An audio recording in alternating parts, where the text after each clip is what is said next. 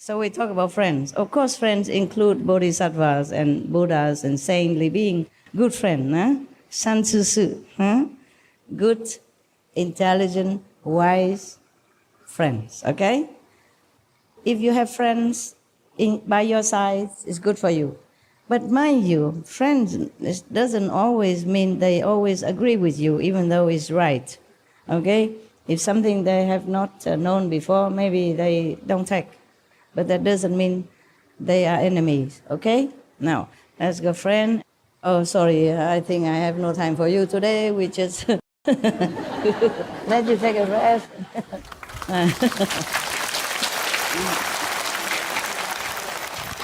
Now, the second type, maybe friend has more than just that, no? Friends, sometimes they are not around you. Sometimes they just happen to be with you for a short while, but then they introduce to you some good teaching or name of a master, and it awakens you something. And then you will go and find more of that teaching or that master. These are also friends, yes. And we have also invisible friends, yes, like the angels who protect you. If you're good, more angels protect you. If you're not even angel around, they cannot do anything, or they just disappear. They're not allowed to help you when you're not worthy. If you keep the 5 precepts alone, clearly, then okay, at least have 5 angels, okay? And you have also not just angels, but protectors. If you're more worthy, you have protectors, yes. When you retreat, you have more protectors, yes. When I am in retreat, I have more protectors. But now they use only OU protectors, not the ordinary one. Ordinary one also hang around. But the OU, your school goddesses, they came. Every time, just 2 days. Every group, 2 days only. It depends on my retreat. If it's less troublesome, then they give me maybe 26, okay? Normally 26 is around, but 28 or 30 or plus. It depends on how rough the subject of my retreat at that time. Then I have more or less of protectors. The protectors, they know everything. They can tell me many things. Just sometimes I don't have enough time to listen. Too busy outside things. Yeah. And sometimes I know too late. Yeah. But it doesn't matter. I'm okay. Yeah. Should be okay.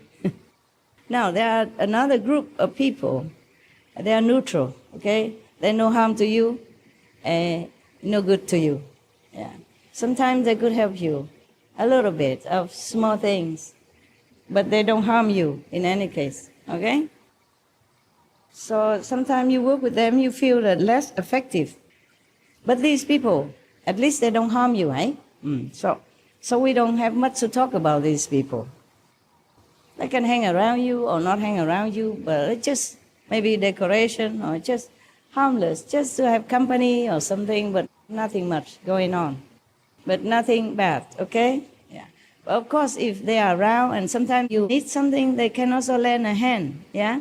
And slowly, life after life, they do that. They become your friend in the end, sometime in your journey, if you are still here. If you're liberated, then of course not.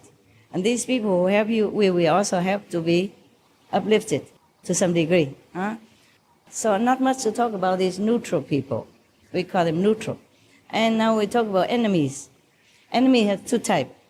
Outside your circle, enemy, and inside your circle enemy, we call secret enemy.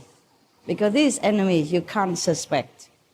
The enemy outside, of course, they do things very obviously against you or bad for you, yeah, or you don't get on well with them, you have often trouble understanding each other or working with each other.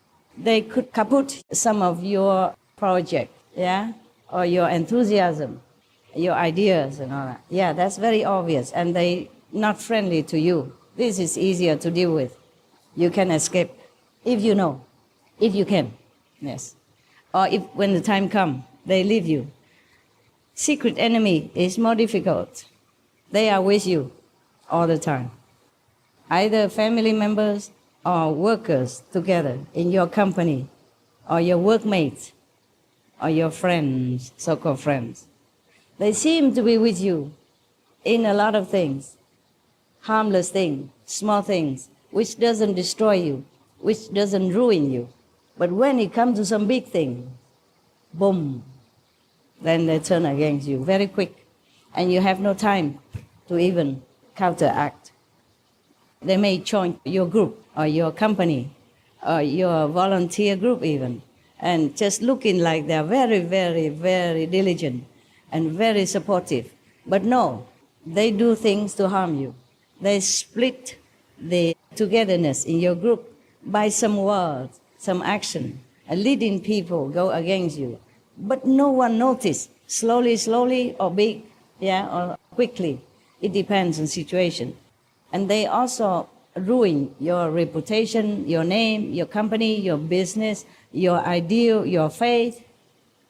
They make you even don't want to practice anymore.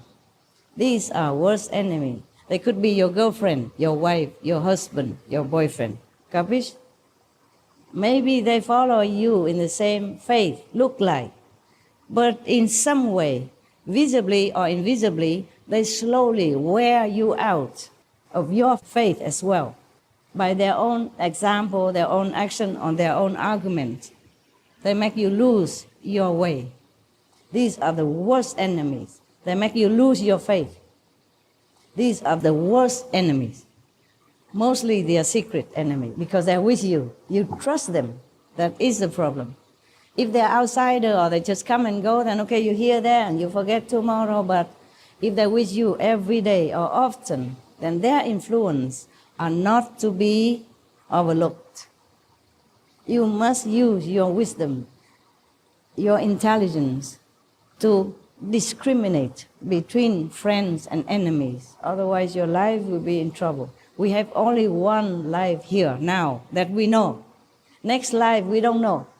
We don't know if we are still human, if we see a master or not, if we can practice or not, or if we have more family members obstructing us, more bad enemies obstructing us, or we will become animals, or some gods, or some fairy in heaven enjoying too much and don't want to practice anything. Some heaven, it's just too low and just give you enjoyment. You have no motivation, no push to go higher. In every group, there are prone to be one enemy like that. Mostly, in most groups, there will be one. And you have to really be vigilant. In our group also, we have. So I have to keep trimming it, okay? For your sake as well.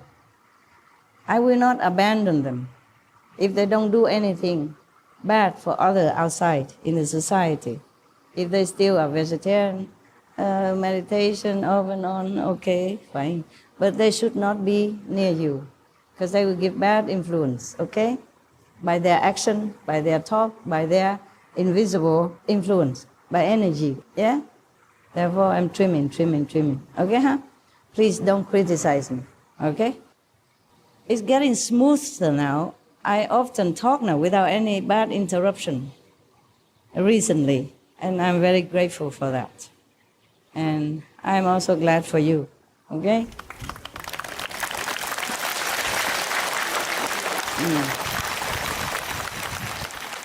The enemy, the outspoken one, the one that lives by your neighbor next door, or the one in your company, they talk sour about you or sarcastic about you. All that stuff is not much, okay? You go home, you forget them. Maybe still angry or upset a little bit, but they don't harm you as much as the secret enemy.